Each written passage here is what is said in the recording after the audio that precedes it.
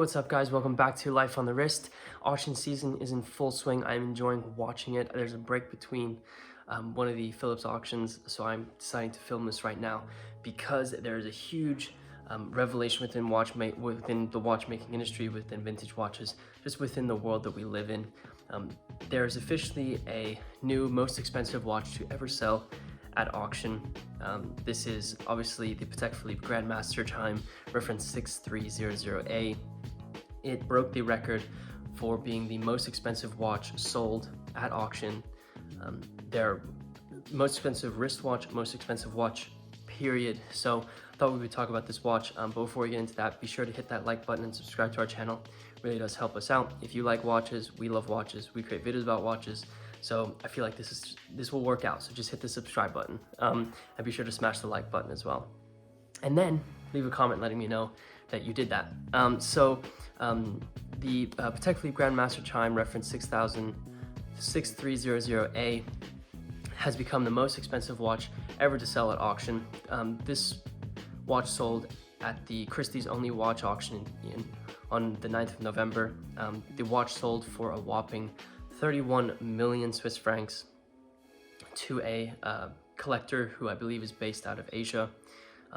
This, like I said, is the most expensive wristwatch, most expensive watch. It's the most expensive watch to sell, period. So the previous record holder of the most expensive wristwatch to sell at auction was obviously the Paul Newman Daytona, owned by Paul Newman, which sold for $17.75 million US dollars in 2017.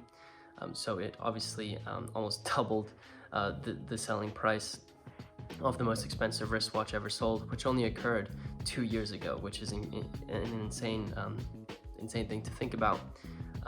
It also beat the most expensive pocket watch, which was the Henry Graves Jr. Supercomplication that sold for $24 million US dollars in 2014 at a Sotheby's auction. What was really cool is Rolex was actually the individual who ended up buying that pocket watch, which is obviously a great honor for him, and is a really cool story that I've listened to him tell. But this Grandmaster Chime from Patek Philippe has obviously overtaken both of those watches and become the most expensive watch to sell at auction, period. Which is absolutely mind-blowing to think that it sold for 31 million Swiss francs. Ironically, a lot of the times within the auction world, not specific to watches, the watch auction world is kind of considered a little bit of like a baby when you compare it to the types of prices that things like paintings sell for at auction. But I feel like we're slowly climbing up to being on par with those types of auctions. So 31 million Swiss francs, I believe the buyer is definitely going to be happy with his purchase. Now going a little bit more into the watch is obviously a behemoth when it comes to watchmaking. The watch case is actually 48 millimeters in diameter. It measures 16 millimeters in height, so it's going to be a massive watch sitting on your wrist. I'll be sure to put up videos and pictures so you can check it out.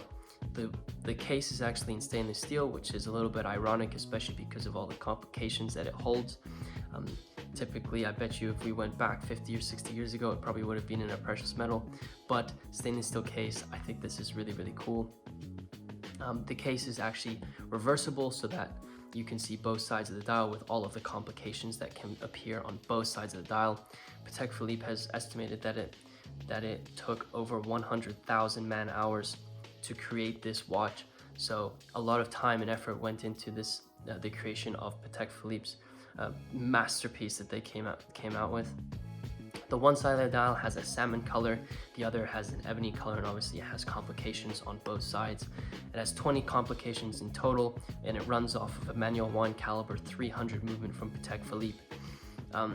Just to name a couple of the complications, this watch has no fewer than 5 chiming mechanisms, and 2 of the chiming mechanisms are actually the first time that these mechanisms have been created worldwide, period. So as an example, the 2 that were world firsts was, the first one was a chiming mechanism that can chime at a pre-selected time, so it's basically an alarm clock. The second is a date repeater, so it'll tell you what the date is via via a chiming mechanism, which is pretty cool. And then there's obviously more chiming mechanisms that are attached to that. So just the chiming mechanisms alone are creating history within watchmaking, not only just the price.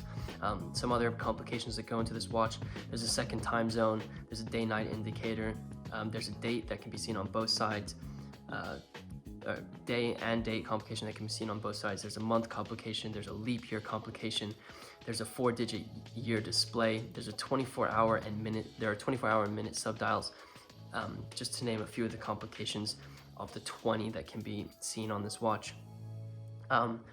Obviously, the